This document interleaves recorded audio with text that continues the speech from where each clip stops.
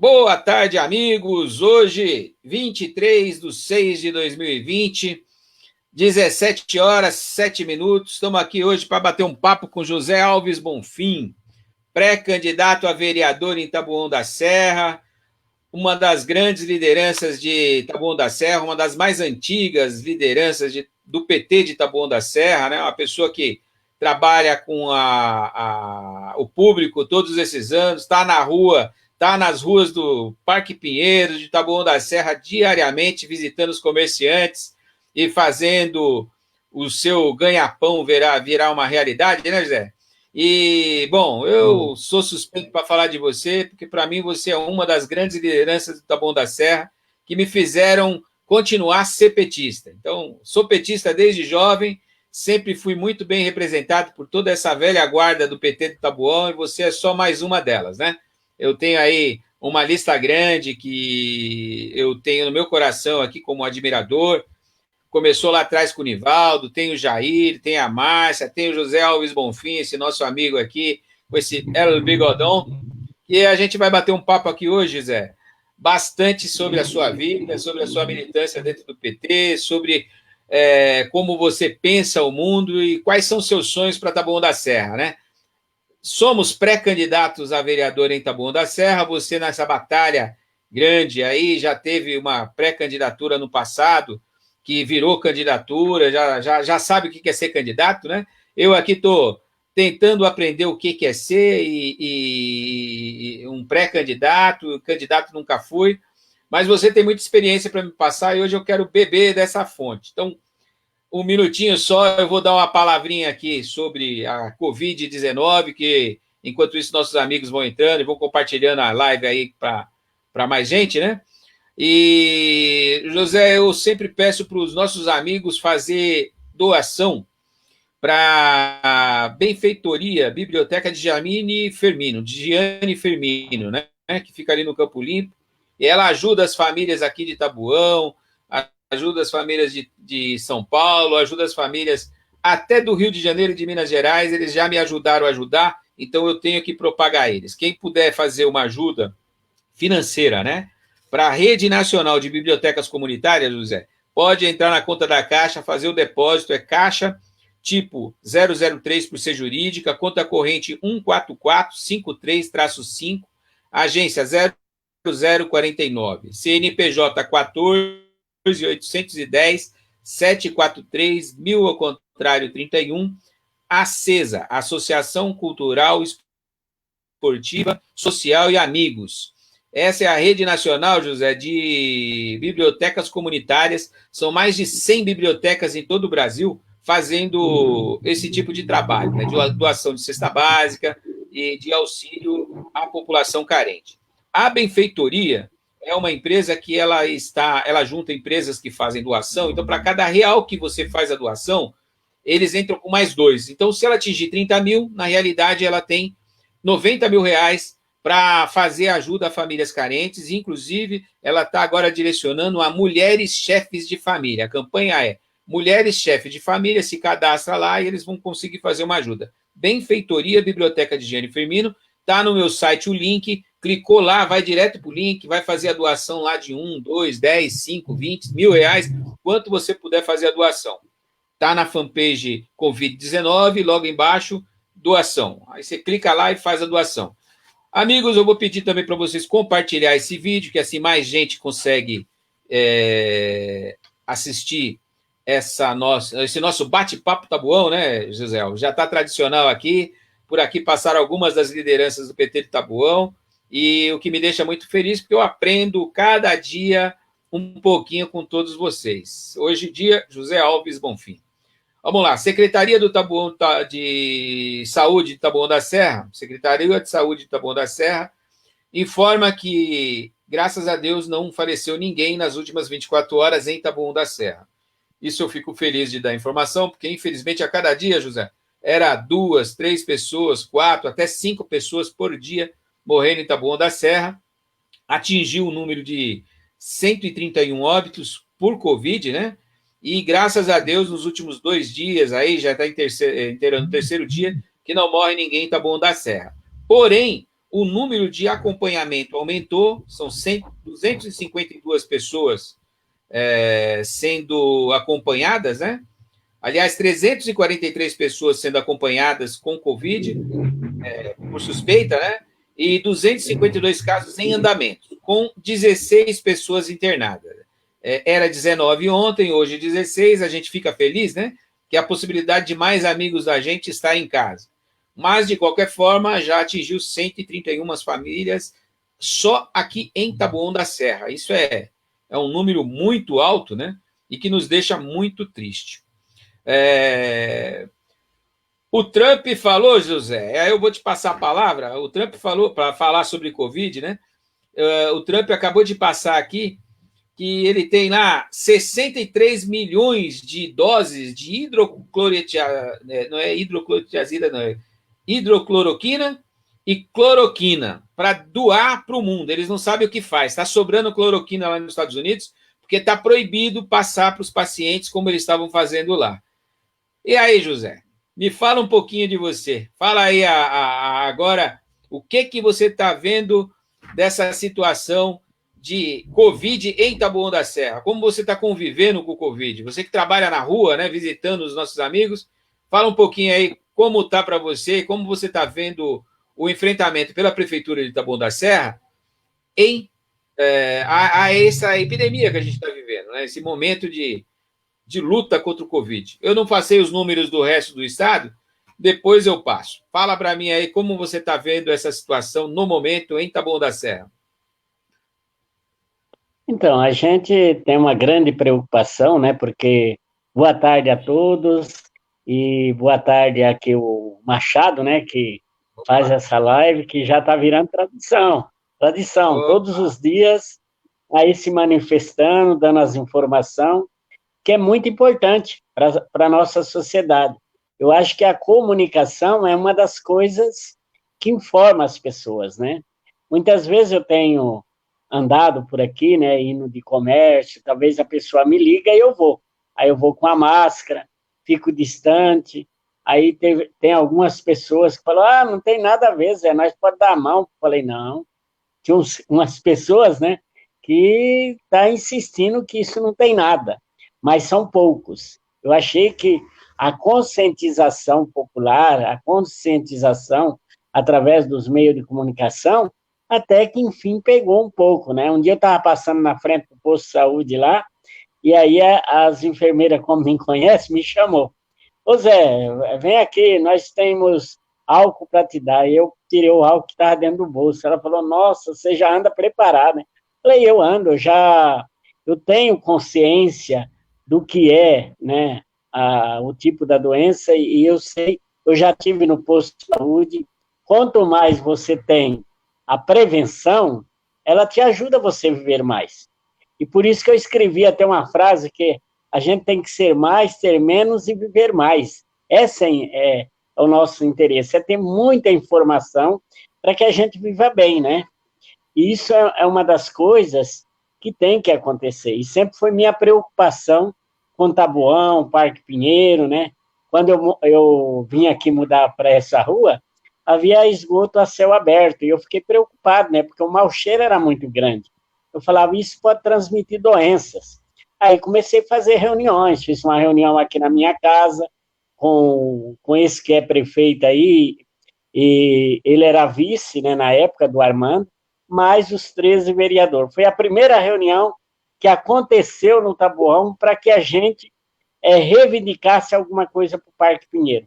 Mas como eu fiz aqui dentro da minha casa, e era uma rua assim super abandonada, aí o povo da rua, eu chamei todo mundo, não acreditou muito. Achou que era, que não dava para o povo não veio. Mas aí eu marquei outra reunião, aí eu chamei o pessoal das comunidades, né? Aquelas pessoas que eram mais liderança, que participavam da igreja, que rezavam. Eu falava assim, nós temos que fazer uma ação. Aí marquei outra reunião e marquei na rua. E essa reunião é que começou essa luta, né, para o nosso bem social, né? Então eu fiz esse trabalho, na nossa comunidade e começou a dar certo, né? Ô, Por isso que a gente está aqui hoje. Bacana, Zé. Isso é importante ver aí. Você já falou o início da sua luta pelo bairro, quer dizer, lutando para conseguir o mínimo, né, que a prefeitura fizesse dentro do bairro. Mas me fala antes disso, meu querido. Eu não perguntei a sua idade, não vem ao caso. As mulheres não gostam de falar a idade, então a gente acostuma a não perguntar a idade de ninguém. Mas homem não tem muito problema. Me fala aí. Você é de que estado? Você é do Paraná também, não? Fala aí de onde você é. Então, eu venho de uma cidade que mudei lá aos 7 anos de idade, né? Mas eu sou de Nova Esperança, nasci em Nova Esperança, passei por Rondon e depois nós mudamos para Pérola. Eu tinha 7 anos de idade, nos anos 60. Aí já dá para ver minha idade, né? Que estado é? Mais ou menos a idade. Oi? Qual é o Então, estado? Não, eu qual tenho estado? 60. Oi? Qual estado? No estado do Paraná. Paraná. Eu Aí, sabia que você era de boa. aí eu mudei para Pérola, né? Pérola. Tá, Pérola, entendi. que é uma cidade, é um município grande, 36 quilômetros quadrados, mas que tinha 36 mil habitantes, que hoje tem 12, né? Caiu muito, né? Diminuiu.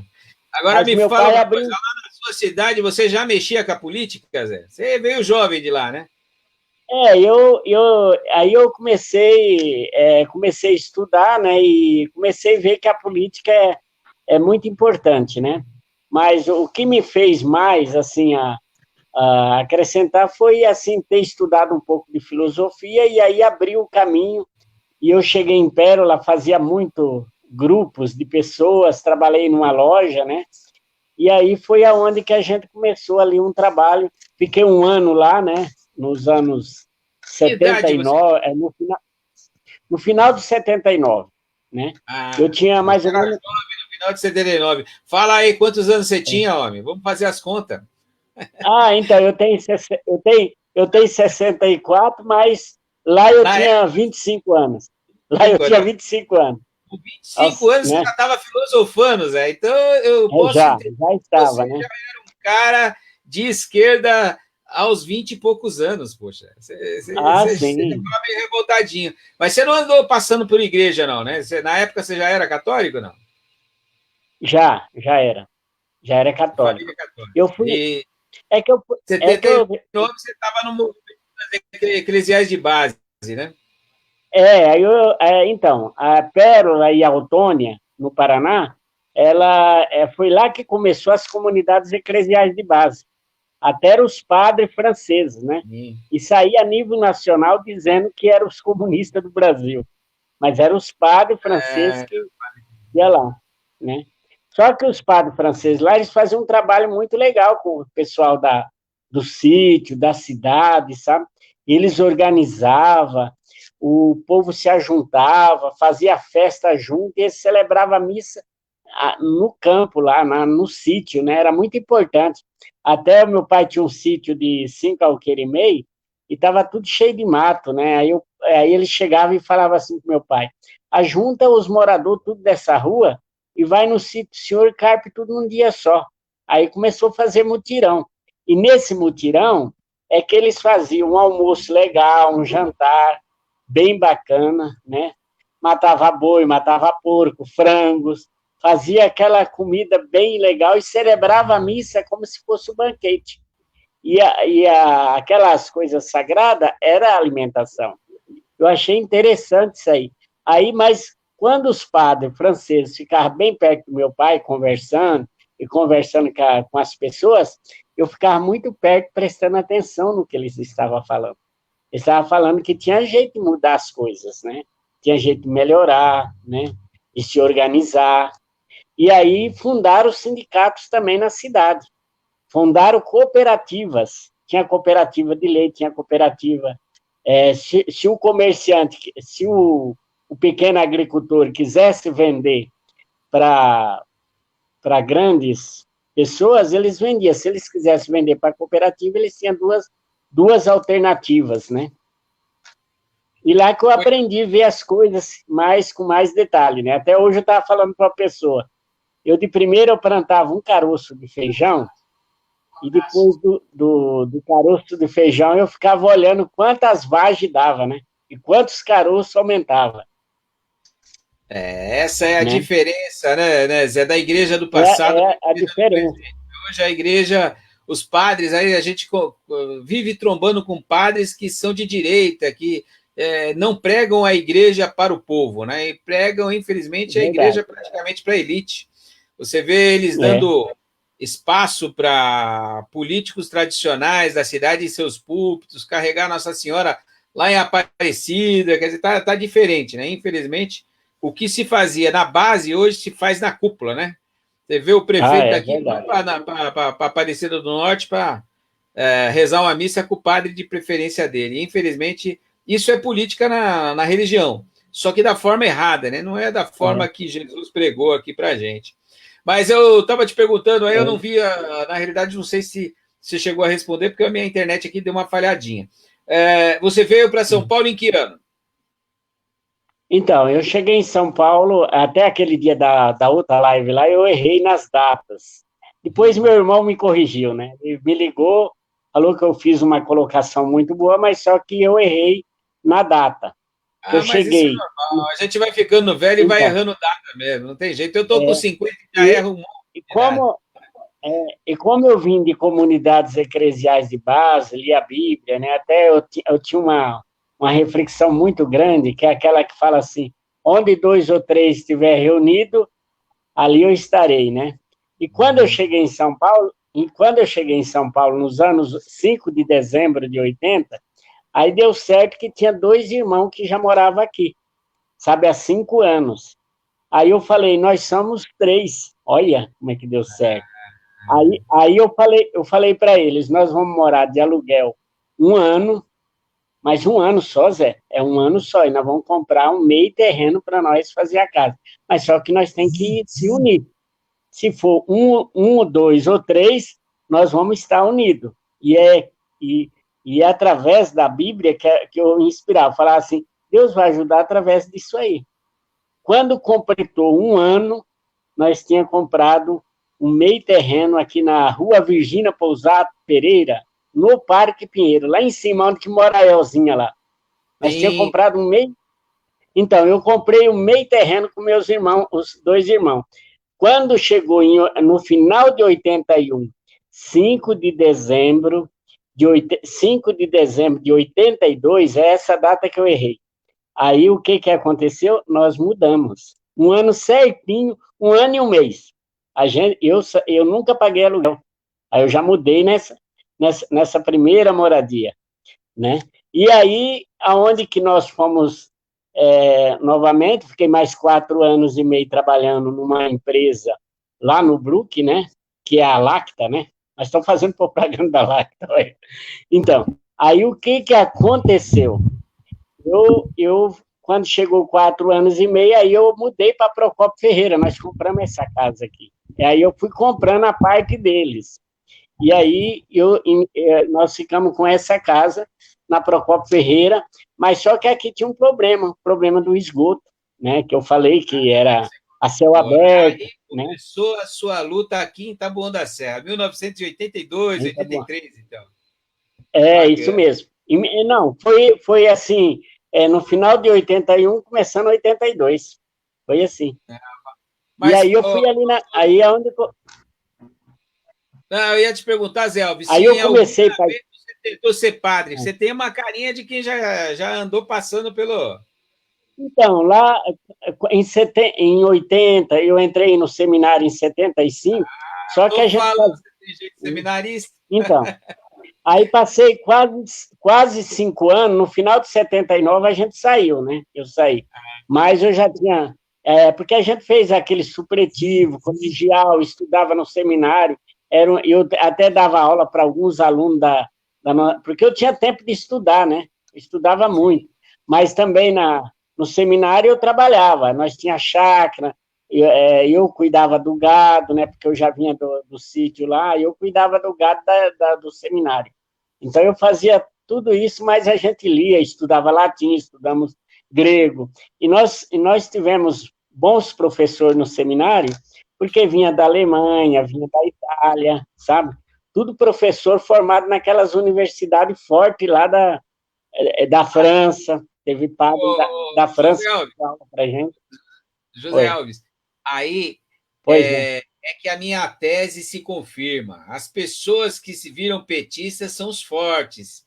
Tiveram uma É educação bem assim. bacana, tiveram um diferencial aí, ótimos professores. Olha o diferencial que vai aparecer na cada entrevista que eu faço.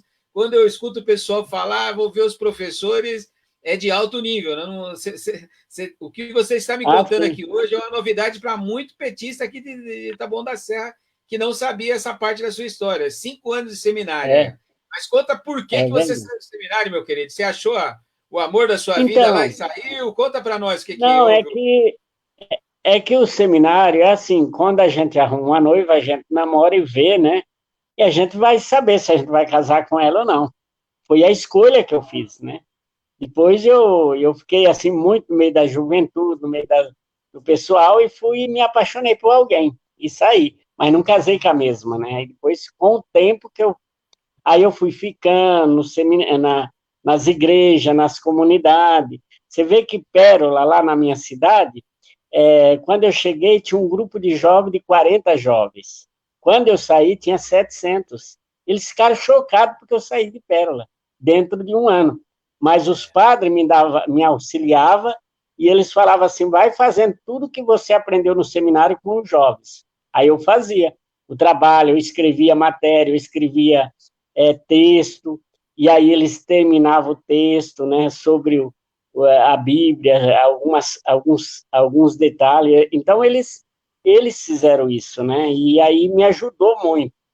E quando eu fui ler a Bíblia mesmo, depois aprofundar mesmo, foi aqui no Parque Pinheiro, que eu cheguei aqui, aí tinha o padre Luiz Hatman, que fez aqui a paróquia São Pedro, com a Viliase ali, a Santo Antônio, e na Santo Antônio tinha o padre Aquiles, o padre Tomás, é que eu fui seguindo esses segmentos que eles eram um pouco de esquerda, bem de esquerda. O padre Carlos tem assim, é mais moderado, mas o padre Carlos é mais novo, veio depois, né? Só que aí eles foram dando um norte da coisa, e eu fui pegando, eu fui conversando com os jovens, aí a gente fazia quermesse, eu era o locutor principal da quermesse, dali do som, sabe? Por que eu era isso? Porque eu tocava música de todo jeito. O jovem falava assim, Zé, eles ali não tocam rap. Então eu precisava tomar frente para mim tocar o rap nas festas. Então, quando eu tocava rap, na época, lotava de jovens, porque eles ficavam ouvindo, aí quando pensava que não, aquela ali perto da São Pedro ali, nossa, lotava de pessoas. E aí de jovens. Aí, quando você colocava música sertaneja, que ainda tinha muita resistência, aí muitos não gostavam, mas tinha o pessoal que gostava da sertaneja, aí o padre falava, mas por que você troca rap? Eu falei, porque nós temos que trazer os jovens. E por que você está trocando sertanejo? Porque nós temos que trazer os pais dos jovens. E lotava, aí nós lotava ali a quermesse, sabe? Mas eu lembro que nessa época havia muito desemprego. Nosso desemprego era enorme, porque os pais tinham dinheiro, mas muitas vezes o jovem estava desempregado. Né? Eu ficava preocupado, eu falei, o que vai fazer, né? E aí a gente notou que tem que ter política mesmo para mudar as coisas, né? Agora me diz uma coisa: você chegou em Tabuão, tranquilo, começou a viver ali no Tabuão, no Parque Pinheiro já, como você falou, o seu primeiro lote ali, o primeiro terreno. E você ajudou a fundar a Associação de Amigos de Bairro ali do Parque Pinheiros? Como é que já Então, existia? Existe? Como está hoje não, essa a Associação o Amigos de Irineu, Bairro?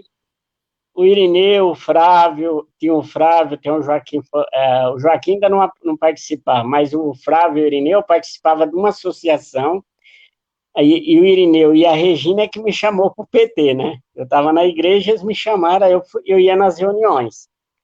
Mas só que na reunião da associação, eles falavam que tinha eleição, mas só que a eleição era assim, era 100 pessoas, 30 pessoas que ia lá e votava, fazia um jeito lá de manter a chapa, né? Aí eles me chamaram.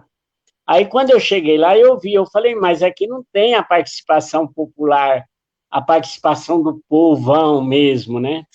Eu falei assim, eu queria que todo o povo participasse. Aí eles me chamaram para ser tesoureiro da associação. Aí eu entrei, tinha o presidente, que era o Queiroz, era um tal de Queiroz, né? Que morava ali era o Queiroz, na época. Aí, aí ele aí tinha 45 votos. Aí quando eu entrei, aí falei, vamos chamar para a eleição novamente, para ver a reação do povo, se o povo vai participar. Aí eu falei assim, aí eles falaram, você quer entrar como... Você entra como tesoureiro, né, Zé? Não precisa ser presidente. Eu falei, não, eu não tenho, eu quero é participar e discutir os problemas do bairro. Só que toda a diretoria tem que ter a voz, mesma voz, só que o presidente decide depois, a gente discute tudo. Aí, quando chegou nessas horas, aí o que aconteceu? Aí o pessoal, aí nós fizemos a eleição, foi 345 votar. Aí eu falei assim, é muito pouca gente, é muita pouca ainda. Nós somos 8 mil no Parque Pinheiro e Jardim Record, nós temos que levar pelo menos, no mínimo, 500, 600 pessoas. Aí teve uma vez que nós fomos fazendo uns movimentos com essa 345 votos, aí numa eleição que eu fui disputar, aí já foi 1.820, porque o pessoal queria me tirar, não queria que eu fosse o presidente. Mas aí o povo foi lá e votou, sabe? E manteve eu, Irineu, o Flávio, o Joaquim, fotógrafo, que é do Jardim Record, né? E muitas pessoas ali tem outras pessoas que moram na rua Virgílio Bento de Queiroz também, lá embaixo, e na rua Meia, na rua Cambuci. Nós pegamos toda essa região e aí a gente fazia essas reuniões em pequenos grupos nas ruas. Aí o pessoal falava assim, ó, Zé, não vai adiantar, o povo não vai na reunião. Eu falei, não, vamos fazer reunião. Aí a gente conseguiu 80 reuniões com 5 pessoas. Olha que maravilha. Aí quando eu fiz, aí eu falei, ó, aí eu comecei a pensar aqui em casa, eu falei, se eu chamar 5 pessoas de cada rua, vai dar 400 pessoas. Aí eu chamei lá no CSU, no CSU não tinha aquele cercado, aquele lambrado, nada, né? Aí quando eu cheguei lá, eu falei assim, vamos chamar de 5 em 5 e mandar para que cada um chama a sua rua para ir até na reunião da associação. Quando eu cheguei lá, eu tinha 845 pessoas, porque nós ficamos na porta, o Irineu, o pessoal, a tesouraria, o grupo, né, inteiro ficou lá na porta, pegando nome, endereço e assinatura. E eu ainda falei assim, aí quando eu cheguei lá, eu comprei um pacote de papel sulfite, escrevi em um que eu queria, tudo que eu queria na minha rua. Eu pus coisas assim absurdas, sabe? Eu quero escola, eu quero creche, eu quero luz mercúrio na minha rua, eu quero circular na minha rua. Eu fiz uma piada lá, né, praticamente. Aí eu falei, ninguém respondeu. Aí falei pela segunda vez, 3, 4, 5 vezes. Aí uma pessoa falou assim, ué, mas você está falando só da sua rua? Aí eu falei, então agora cada um pega uma folha e escreve o que quer para a sua rua. Aí todo mundo escreveu. Um escreveu que queria o circular 8 que está hoje aqui, outro escreveu aquela creche que está ali perto do Francisco D'Amico, outro escreveu que queria o posto de saúde, outro escreveu que queria a escola Parque Pinheiro 3, que é a Denilson, e foi escrevendo. Outro falou assim, o Joaquim Fotógrafo falou assim, eu quero a legalização do Record, porque eu não tenho escritura, os lotes não valem nada, Zé, nós podemos perder o lote. Falei, vamos chamar os advogados, a comissão da prefeitura, e vamos saber por que ninguém tem escritura lá. O que aconteceu, né? Aí a gente fazia questionamento, sabe? Escreveu tudo nessa pauta. Essa pauta, ainda tem gente no bairro que mora ali perto do Ferro Velho, ali da João Antônio, lá saindo no Campo Limpo, que ele falou que ele ia na reunião, ele falou assim para mim, eu fiquei admirado, Zé, que na reunião não acreditava em nada que aquilo lá ia acontecer. Eu falei, eu também não, mas eu colocava. Eu colocava de 3 em 3 minutos para o pessoal fazer, sabe? E aí, Sim. quando pensou que não, toda a população começou a participar. E ele falou que tem essa folha até hoje. Ele falou, tem a lista lá. Eu tenho aqui também, né? Está guardado aqui, mas eu tenho. Mas ele tem uma lista Ah, enorme, né? mas, ô, Zé, na realidade, o que você está contando é como a união do povo faz a diferença. Quer dizer, um dia, Ah, sim. uma reunião da Sociedade de Amigos de Bairro aí do Parque Pinheiros reuniu 1.000 e poucas pessoas, 1.800 assinaturas. Então. É 1.800 pessoas. 1820. Isso hoje é É, muito difícil. Nem o prefeito que é prefeito, que tem os cargos, que obriga o pessoal a ir nas reuniões, não consegue colocar 800 pessoas em um local aí a esmo, né? Numa reunião por interesse delas. Na realidade, os interesses é sempre do prefeito. Vem de cima para baixo, ele faz a ordem e o pessoal é. comparece. Mas o povo em si e uma reunião para reivindicar, hoje é muito difícil, né? E você está contando uma história que é da década de 80, não é da década de 90, não é da década de 2000, não é na É. década de 2010 e já estamos na década de 2020, né? Da década de 20. E não é do século passado, não, Ah, é sim. 20, de agora mesmo, desse século, século 21. E, infelizmente, nós vamos ter que retomar essa situação, viu, Zé? Você está me dando uma grande ideia e eu sei que você está usando essa grande ideia já quando você comenta a forma que você está avisando as pessoas que você é pré-candidato, né? Que é Ah, sim. de grão em grão, de rua em rua, de pessoa em pessoa, de grupinho em grupinho, você está comunicando a sua pré-candidatura. Na realidade, o que você está pedindo para essas pessoas é para que elas se movimentem, para que elas tenham reivindicações a fazer e que elas colaborem com você, falando o que elas querem para as suas ruas e para os seus bairros. Tenho certeza É. que a sua plantação vai ter colheita lá no final do ano, mas hoje é só uma plantação, como pré-candidato que você é. Você sabe que você ainda não está fazendo candidatura aí na rua para candidato, você é um pré-candidato, Não. e infelizmente a gente lida ainda com essa situação de Covid. Eu vou só passar aqui, Zé, que eu não tinha passado, os dados do Covid do estado de São Paulo e do Brasil. No Brasil, hoje atingimos 51 mil mortes, 51.572 mil mortes, 1.117.430 casos confirmados no Brasil. No estado de São Paulo, 12.634 mortes para 221.873 casos confirmados. Infelizmente, o interior de São Paulo e do Brasil, cada dia com mais pessoas infectadas, né? Mais pessoas com casos confirmados, e isso faz com que os números não parem de crescer no Brasil inteiro. No mundo, a mesma situação. Infelizmente, os novos casos confirmados, eles estão aumentando também a média, né? Quando você pega aí no dia 18, teve 54 mil casos confirmados. Aí, quando você vai no dia 19, 34. Aí você olha para o dia 20, já são 17 mil. Quando você cai um pouquinho mais, dá a impressão, mas aí volta a subir de novo para 21 mil. Infelizmente, a média, né? Eles traçam uma linha média assim para cortar, ainda está em alta. Quer dizer, cai 3, 4 dias, sobe 4, 5 dias. Cai de novo 3, 4 dias, sobe 4, 5 dias. Que é, na realidade, o tempo e o número de exames que está sendo feito, né? Ou seja, ainda estamos na crista do aumento, né? De casos confirmados para a Covid. Graças a Deus, o caso de morte em Taboão da Serra está estabilizado, mas quando você vai para o Brasil e para o mundo, os casos têm subido, com inclusive alguns estados que não abaixou, simplesmente está só aumentando mesmo, né?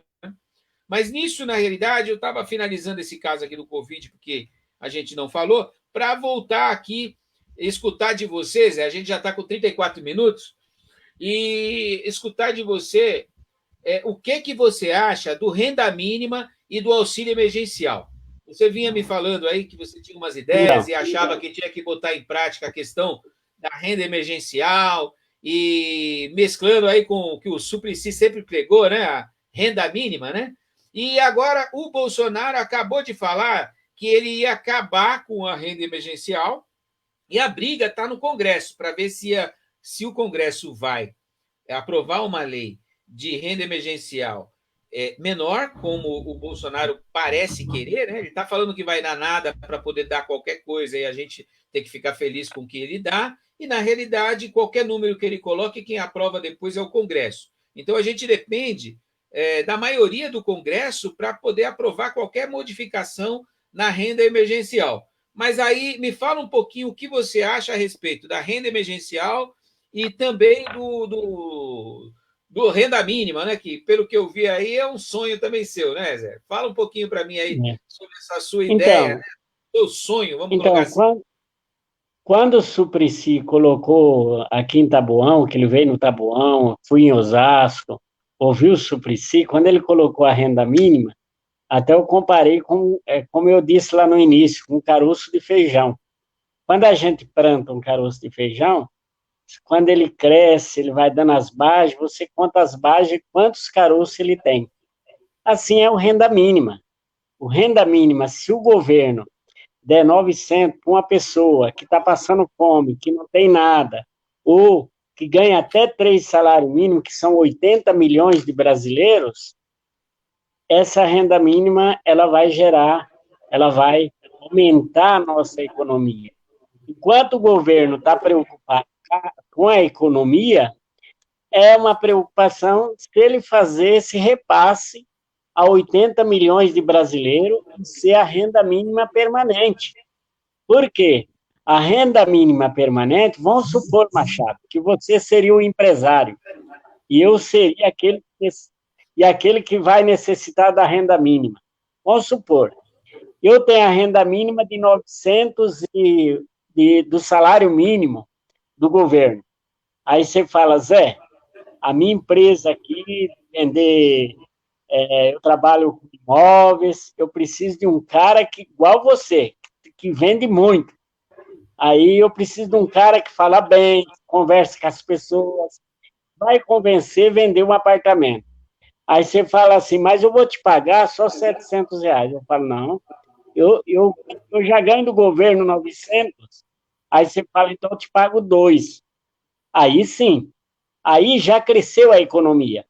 Outra coisa que cresce a economia, eu recebo o salário mínimo, eu não comprava melancia aqui no mercado da esquina. Eu vou lá e falo, vou comprar melancia, porque agora eu tenho a renda mínima. Sabe quem plantou a melancia, ele vai ter que plantar mais melancia, porque vai ter mais gente comprando melancia, sabe? Então vai gerar emprego no campo. E o dono do mercado ali, que receber de mim a renda mínima, esse dinheiro não vai ficar parado no banco, ele não vai ficar parado, porque quem ganha R$900, ele vai suprir a necessidade dele. Aí ele fala, sabe, eu vou fazer um curso técnico. Aí quando pensa que não, ele já está formado. Ele fala, agora eu não preciso mais da renda mínima, porque eu ganho 5 salários mínimos. Então ele ganhando 5 salários mínimos, ele já não vai, mas há um crescimento. Depois, não sei se você assisti um vídeo aí que eu achei interessante, né? O vídeo que o cara faz uma piscina e coloca vários peixes e coloca os peixes fica sem ação, ele fica preso, não faz nada, aí o cara fala assim, eu vou comprar um tubarão e pôr lá dentro. Porque o tubarão, os peixes eles acham que eles vão todos morrer porque eles moram naquele cumbico. Mas quando coloca o tubarão lá, o tubarão vai pegar eles para engolir, o que vai acontecer? Eles vão ficar em ação, não vai ter tempo de pensar que vai morrer. Mas quando o tubarão pega eles viram xuxi, sabe? E nós se alimenta bem com isso. Só que eu estou comparando que eu entendi que os 80 milhões de pessoas são como peixes. Então, esses peixes têm que receber e perder o medo do tubarão. Quando ele perde o medo do tubarão, ele quebra a piscina e sai da piscina e começa a um crescimento maior. Porque o peixe, ele começa a se movimentar, sabe? Então, é a mesma coisa da renda mínima. A renda mínima é aquele pequeno dinheiro, mas ele vai comprar ali no mercado, o mercado também ele não vai acumular, ele vai comprar da grande empresa. Só que o empregador também vai ter que valorizar o trabalhador porque o governo deu a renda mínima para o trabalhador. Eu acho importante isso, eu acho que essa ideia de renda mínima que passou lá no Senado, no Congresso, eu acho que foi importante. Não, Não sei se entendi. você tem mais alguma coisa para cumprimentar. Não. Na realidade, eu vi uma entrevista do Eduardo Suplicy há pouco tempo com o Reinaldo, professor Reinaldo, lá de Imbuguaçu. E nessa entrevista, aliás, não foi, não, eu estou confundindo. A entrevista foi com a Rosângela Santos, prefeita aqui do Imbu das Artes. E nessa entrevista, ele fez uma pergunta para ela se ele conhecia o renda mínima, Zé. E eu juro para você que essa explanação dele de renda mínima eu não tinha visto ainda. É que no Alasca existe. Foi feito um projeto de renda mínima lá, e o Alasca, para quem não sabe, é um estado dos Estados Unidos, né? Era um país, uma parte da Rússia, que foi comprada pelos Estados Unidos, e hoje é um estado americano. E lá, quando se descobriu o petróleo, o que o governo fez? Falou: não, aqui a América pode vir tirar petróleo, só que 80% do rendimento vai ser voltado para uma aposentadoria para os cidadãos dessa cidade, no caso do Alasca, do estado. E isso foi lá na década de 30, 40. E aí o Suplicy explicou que esse capital hoje requer uma renda anual para cada cidadão nascido no Alasca, ou morador do Alasca, está lá há 2 anos, já tem direito a receber, de quase $12.000 por ano. Quer dizer, é uma renda mínima que é dada pelo o dinheiro do petróleo a per capita, para cada cidadão que mora no Alasca. E é um país, é um estado, aliás, é um estado americano, né? Quer dizer, nos Estados Unidos existe o renda mínima. Por que não no Brasil, né? Muitos chamam o Suplicy de louco, né? Falar, ele está sonhando. Eu ouvi, infelizmente, eu ouvi até de petistas falando que o Suplicy sonhava com isso. Na realidade, é matemático. Se você faz um caixa a sua vida inteira, no final da sua vida você vai viver da sua aposentadoria. Isso vale para um país. Se o país poupa durante o período algo que poderia ser poupado, como é o caso do petróleo, por exemplo, ou uma parte da renda, chega uma hora que o Estado consegue sim fazer uma aposentadoria a todos os seus cidadãos. E a prova está lá no Alasca de que dá para fazer, né, Zé? Não tem como não fazer. Agora, me fala uma outra coisinha aqui sobre um outro assunto, que é posto de saúde, SUS, e principalmente posto de saúde aí do Parque Urdas ao atendimento que eu tenho. Mas, ao mesmo tempo, é o que eu tenho. Eu sou muito grato ao atendimento que eu tenho, porque isso foi conseguido através da Constituição de 1988, que instituiu o SUS. Então, para quem não sabe, e para você que é mais velho, sabe, né? Os mais velhos sabem que um dia não existiu o SUS. No Brasil, só tinha direito a ser atendido por médico do sistema público quem trabalhasse registrado. Quem não trabalhava registrado não tinha direito a médico. Era pronto-socorro no máximo. E aí as pessoas falsificavam documento para poder passar lá no SUS e ser atendido no INSS na época, né, que era médico do INSS. Hoje, SUS. Me fala para mim como está o atendimento aí no posto de saúde do Parque Pinheiros e como você está vendo essa situação da pandemia, como está o atendimento aí no Parque Pinheiros. Eu não estou falando aí, mas eu estou aqui no Jardim Helena, né? A gente fala de casa, você está falando de casa, parece que está do outro lado do Brasil. Na realidade, nós estamos em bairros vizinhos, né? Eu uso a UBS do Marabá, você usa a UBS do Parque Pinheiros, mas você já me falou algumas histórias daí do seu posto de saúde, né? Está tendo medicamento para todo mundo? Como é que está o atendimento do posto de saúde aí da sua região? Porque é uma das dores Então, da população de Taboão da Serra, né? E uma das bandeiras da gente é ter que defender o SUS. Então, eu passo sempre pelo posto de saúde, né? Eu sou acompanhado ali pelo posto. Tem momentos que é bem atendido, tem momentos a gente marca a consulta. O que acontece ali é os exames, as consultas são demoradas. Teve gente que falou que está fazendo, tem um exame da tireoide e que está demorando 8 meses para. Esses dias mesmo, andando, quando eu vou perto do posto de saúde, o povo faz várias perguntas para mim. Por que está demorando tanto o exame da tireoide? Falei, olha, eu sempre lutei, sempre, esses dias até depois que eu saí, que eles não me colocaram mais no conselho de saúde, do posto de saúde, eu fui lá e reclamei. Falei assim, eu não estou no conselho.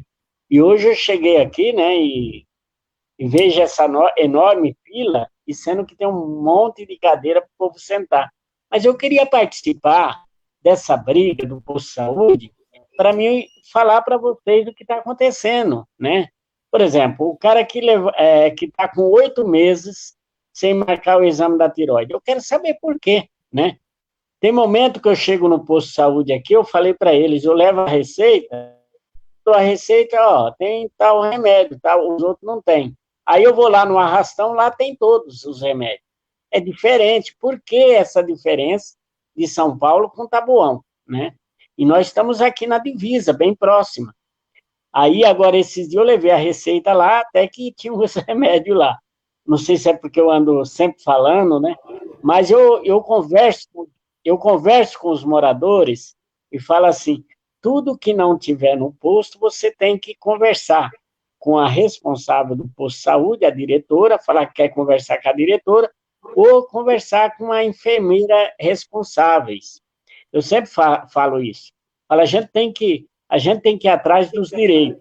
Até um dia eu estava lá para marcar uma consulta, e aí quando eu estava lá para marcar a consulta, aí alguém me viu, falou assim, nossa, nós estava tudo aqui para marcar consulta, você foi lá e marcou, é porque você já foi vereador? Eu falei, não, nunca fui vereador, eu fui candidato.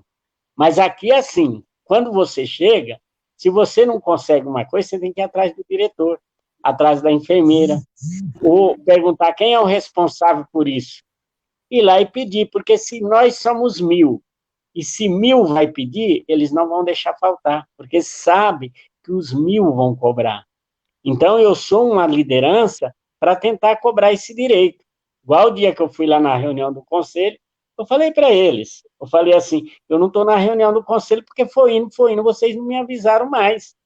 E agora, eu cheguei esses dias aí, está uma fila enorme lá fora para tirar o sangue, e aí, quando eu entrei lá dentro do posto de saúde, eu falei, o que está acontecendo? Aí eu contei as cadeiras lá de dentro, né? Até falei na outra live. Quando eu contei as cadeiras, tinha 100 cadeiras vazias. E tinha gente com muleta e com cadeira de roda. Tinha senhores de idade. Aí, quando eu fui falar para eles, falou assim, dá o seu aí que a gente passa você já na frente. Falei, não, eu sou o último. E eu sou o último e não vou ficar lá no final da fila, lá na rua, não. Porque talvez pode vir um carro desgovernado e me pegar e vocês ainda achar que eu sou o culpado. Não é o posto. E o posto tem espaço. E vocês sabem, eu ainda falei para a diretora, eu falei, vocês sabem que quando, tem aqui enfermeira antiga que sabe que quando o posto era ali dois cubículos, só 2 quartinhos, eu fiz uma reunião com 800 e poucas pessoas. E o pessoal reivindicaram o posto. Agora nós temos um posto que comporta todo mundo e vocês deixam eles lá fora. Aí ela falou assim, não, Zé, aí pegou meu celular, tá vendo? Ela tá até me ouvindo, né? E falou assim, olha, ó, agora com o posto de saúde, você vai fazer o seguinte, você vai vir no conselho, você tira a foto das datas, quando tiver a reunião do conselho, você participa. Até tem um tio seu, né, Machado, que participava do conselho, eu achava interessante a luta dele, porque é Obrigado, isso que tem que acontecer no município. Tem que ter vários conselhos. Eu acho que cada bairro desse, a gente que é pré-candidato, não sei se eu vou ser eleito, eu já fui candidato 5 vezes, né? E o povo ainda não reconheceu, mas é assim, é porque também eu não quero Eu não quero fazer aquela campanha milionária, eu faço aquela campanha de boca a boca. O povo tem que entender que ele tem que ser multiplicador, né? E nós temos que ser multiplicador para melhorar a situação do município. É como a renda mínima. Se der renda mínima para 80 milhões de brasileiros, o Brasil se torna um país do primeiro mundo, se torna Alasca, porque o Brasil é o que mais produz petróleo, produz alimentos, e vai ter menos gente no posto de saúde, porque vai ter gente com saúde, porque se alimenta corretamente, né? Quando eu vejo pessoas na rua, no Parque Pinheiro, lá no centro, que eu vou lá na Praça da Sé, eu fico muito triste, eu falo, o pessoal veio, o governo veio de investir no humano, falar assim, vamos ajudar essa pessoa a sair do nada, né? E muitas vezes acontece que ela não sai. Por quê? Ela também não participa das reivindicações, ela não participa dos movimentos. E eu, no Paraná, estou acostumado, porque meu pai ia para o sindicato. Um prefeito lá que falou uma vez assim para o pai, o pai falou assim, eu não aguento pagar esse ônibus. Ele falou, o senhor quer que eu estude o filho do senhor? Aí o meu pai falou para ele assim, o senhor nunca vai ter mais meu voto do que esse prefeito ganhou mais. Porque meu pai espalhava para a cidade inteira. Falava, olha, esse prefeito aí disse que não precisa estudar filho de pobre, não. E eu não vou mais votar nele. E o pai falou, agora, Zé, eu vou pagar o ônibus para vocês. Eu vou emprestar o dinheiro no banco, mas eu vou pagar os ônibus. Porque o ônibus não era de graça para estudante, sabe? Morava no sítio e tinha que pagar o ônibus. E o prefeito achou que ia dar o dinheiro. Então, essa é uma realidade. Nós temos que ajudar, nós temos que investir no humano para que o humano transforme, né, a nossa realidade. Acho que eu falei muito, né? Não. A verdade, Zé, é que, infelizmente, essa nova forma de ver que o povo tem direito a ter saúde, ela é nova, ela é da Constituição de 88. Teve uma nova Constituição onde foi colocado que o povo tem direito à saúde, direito à educação e direito à saúde pública. Mas até ali, os políticos achavam que eles estavam dando. Hoje em dia, os políticos ainda entregam cesta básica, quase que falando que estão fazendo caridade, quando na realidade não é caridade. O povo tem direito. E isso, infelizmente, ainda existe muita gente na população, educada por esses políticos que estão aí, que ainda acredita que eles estão ganhando. Não está ganhando, é um direito. Então, quando você vai lá no posto de saúde e precisa ser bem atendida, você precisa ser bem atendido porque, graças ao imposto que o povo pobre paga, é que eles estão lá prestando um serviço para a gente. Então, infelizmente, o servidor público tem que entender que essa é a realidade. O povo mais pobre é quem mais paga imposto e a estrutura estatal existe completamente, exatamente por causa do que o povo paga o imposto. Então, essa dificuldade de compreensão de como funciona na realidade o sistema político de um país é que faz com que muita gente ainda não entenda que é um dever do Estado fazer com que esse dinheiro chegue no povo com boa qualidade. Esse dinheiro, esse atendimento, essa saúde, a educação, inclusive o ônibus, né, da criança, a vestimenta, o material. Eu vejo pessoas que acham errado o Estado dar o material para uma criança poder estudar. Só que esquece que, por não ter um projeto de renda mínima funcionando, é que o Estado precisa dar o material. Porque, na realidade, já que não dá salário, tem que dar, no mínimo, o material para que aquela criança estude e, no futuro, ela consiga, com as próprias pernas, comprar o material do filho dela. Mas, quando não tem, o Estado tem que dar sim. Bom, já estamos aí com 53 minutos nesse bate-papo, Zé Alves. E o Maurício está me perguntando aqui o que você acha. Está perguntando para você. O que você acha? Vai ter eleição esse ano em Taboão? Fala aí para nós. Vai ter eleição esse ano? Como que você está vendo essas modificações?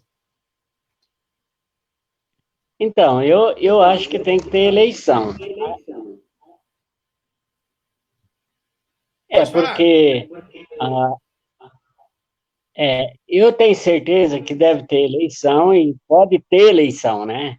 Porque já falaram que até novembro falar aí de uma mudança para novembro, talvez se for um caso, né, for adiar por causa da pandemia, é melhor que fique em casa mesmo, porque nós temos que votar com vida, nós temos que ter vida para votar. Se nós temos que defender o ser humano mesmo, nós temos que, cada brasileiro que estiver vivo, nós temos que salvar ele, e ele tem que se salvar, né? E através da prevenção, mas nós não podemos deixar de ter eleição, né? A eleição é importante por causa do processo democrático brasileiro. Igual você falou de 88. Eu participei também daquelas assinaturas nas bases aqui, né? A gente fez um monte de assinatura pelos referendos popular, né? Aquele lá de 40 horas semanais, aquela lá Então, por isso que é importante a eleição, porque o trabalhador passou esse referendo porque todo mundo poderia assinar, todo mundo tem o direito. Agora, por exemplo, a gente vê aí o pessoal mandando para a gente assinar, pressionar o Congresso, pressionar lá para esse auxílio emergencial chegar até dezembro. Mas ele tem que ser permanente. Ele tem que ser permanente, até porque o povo está, né? Tem gente que está com medo. Ontem mesmo, eu fui aqui no Campo Limpo num comerciante, ele estava abrindo, ele fechou às 4 horas, ele está com medo, né? Ele começou a fechar de novo, porque ele viu que o negócio estava, né? Então, é assim, então, precisa que o governo, e por isso que a gente precisa votar. Eu quero também, assim, fazer um apelo, né? Eu acho que o governo teria que fazer outra coisa, por isso que o voto é importante, né? Decidir que os comerciantes ficam, pelo menos, as prefeituras têm que fazer isso. Falar assim, vamos deixar esse comerciante, esse pequeno comércio, ficar pelo menos 12 meses sem pagar encargos. Vamos ver se dá para nos ajudar eles nos aluguel, para manter a economia, para manter o emprego. Nós não podemos aceitar um governo fascista, que acha que tudo que está aí é ele que fez. É ele que tem que falar o que tem que fazer. Não é o povo que tem que dizer. Então, eu acho que nós temos tem que ter eleição para a gente estar disputando essa causa social tão importante, que é importante para a sociedade. A gente vê aí os vereadores, não falava nada, agora estão saindo para as pré-campanhas, mas a gente precisa fazer mudança, e o povo precisa entender. A eleição é importante, eu acho que a eleição precisa ter. José Alves, deixa eu oferecer um cafezinho aqui, eu oferecer um cafezinho a todos os amigos, pedir para que todo mundo compartilhe essa live, porque assim chega em mais pessoas Você viu vão ter o dever, vão ter a felicidade de conhecer melhor um pouquinho mais, né, do José Alves aqui, nosso pré-candidato pelo PT à vereança em Taboão da Serra, né? E mandar um abraço aí para o Donizete Quaresma, um grande amigo, primo da minha esposa, que está aqui assistindo a gente, o Teixeira Soares, né? O Marcos, o Maurício, toda a nossa galera aí que, quando não vê agora, passa a ver durante as próximas 24 horas, fica no ar aí, todo mundo olha, depois eu coloco no YouTube, o pessoal continua olhando. Então, mandar um abraço aí a todos os nossos amigos, né? O Irineu, a Dinho, o Dirceu, a Evânia, a Idália, o Jair Cardoso, o Joaquim, o Jonas, a Leni, o Luiz Agostinho, o Paulo Cicota, o Sérgio. Sérgio, melhoras, querido. A Thelma, a Terezinha, o Travassos, a Vitória, o Noel, grande Noel, um amigão também, hein? O Elvio, mandar um abraço para o Hugo, para o Marcelo, para o Ivan Rocha. Ô, Ivan, faz tempo que a gente não bate um papo, caramba. Isildinha, Jamisa, Marcelo, Joilda, ao nosso pré-candidato a vereador aí, né, o Oderlan, que estimo melhoras, que já, inclusive, Zé, mais tarde, daqui a pouquinho já tem a live do Oderlan com a Elza, né? Aliás, com a Thelma. Hoje é com a Thelma a live. É agora às 18h30. Eu vou pedir, né, para a gente finalizar essa live aí, porque eu preciso também chamar eles na sequência para a live do PT Tabuão, @PT Tabuão, todo mundo sintonizado lá para escutar hoje a live da entrevista do professor Oderlan, nosso pré-candidato a prefeito, né, Zé Alves? E a Thelma, para um bate-papo aí no PT em sua casa. Então, Zé Alves, um grande abraço. Eu vou pedir para você fazer suas considerações finais aí, para a gente finalizar a live, tá? Um abração. Por favor, suas considerações finais aí, enquanto eu tomo meu cafezinho aqui. Seja servido. Então, obrigado. Então, eu quero agradecer a todos, né? Mandar um abração para o Oderlan, que é o nosso pré-candidato, pela educação. Taboão é a solução, né? Eu acho que a educação. Sempre eu estou falando para as pessoas que nós tínhamos um candidato a presidente da República da educação. O povo poderia ter escolhido melhor, mas escolheu um genocida. Aqui no Taboão, nós temos que escolher um cara da educação. Nós temos que fazer um investimento muito grande na parte educativa e na parte dos nossos conselhos. Porque eu lembro, a gente participou do conselho participativo aqui no Taboão, foi interessante. Veio a canalização do córrego, veio os postos de saúde. Lá onde você mora, veio o posto de saúde novo lá. Tudo que o governo do PT liberou a grana, liberou o dinheiro, né? O João Cândida lá, do Salete, que é o Moradias Populares, com preço acessível. Eu fiquei entusiasmado. A UPA, né, do Taboão, aqui o SAMU, né? Várias coisas que foi feita no Taboão precisou passar pela mão do PT, do governo do PT. Quem estiver me ouvindo, faz favor de ler mais, informar mais, vamos procurar saber o que é o Partido dos Trabalhadores. Existem outros partidos, mas existe a democracia. Nós temos que manter um processo democrático para que o povo entenda, fique esclarecido e o povo sabe escolher. E nós vamos ter que fazer isso, né? E eu vou ter que fazer política, continuar fazendo política, porque senão a coisa não anda, a coisa não muda. A gente tem que fazer com que cada pessoa faça política de verdade, até para nós não precisar ir para o posto de saúde. Nós precisamos ter a alimentação necessária. E para isso precisa da renda mínima para todos. Não pode ficar alguém parado, desempregado, sem casa, sem moradia. Só aqui no Taboão nós temos 11 mil pessoas sem morar. E esse prefeito já foi prefeito quase 30 anos. E não resolveu o problema da moradia. Então nós precisamos de um governo popular para resolver esses problemas. E o povo tem que entender isso. Vou agradecer a todos que participaram e boa live para a Thelma, para o Oderlan aí daqui a pouco, para estar colocando a questão da moradia, a questão popular do Taboão. Obrigado. Obrigado, Machado. Zé, tchau. Obrigado. Bacana. Zé, só uma última palavra minha aqui para me encerrar a live. Eu gostaria de agradecer, lógico, a sua presença aqui, esse bate-papo, dizer que esse espaço aqui é nosso. Quando você quiser falar aqui, é só me ligar e falar, Machado, vê aí quando eu posso participar, porque é só questão de agenda. Você é um convidado aqui para uma próxima vez, para falar mais do Brasil, para falar mais de Taboão, para falar desse desgoverno de direita já há quase 8 anos aqui, para falar mais sobre Taboão da Serra e sobre o Brasil e sobre o mundo. Hoje falamos um pouquinho sobre tudo, mas quero te dar uma chance maior aí, quando você puder, para voltar aqui. Agora, antes de mais nada, eu quero deixar registrado aqui que é a minha alegria de bater um papo com uma pessoa como você, e foi a minha alegria durante todo esse período que eu venho militando internamente dentro do PT, de conhecer pessoas como você, pessoas que têm um passado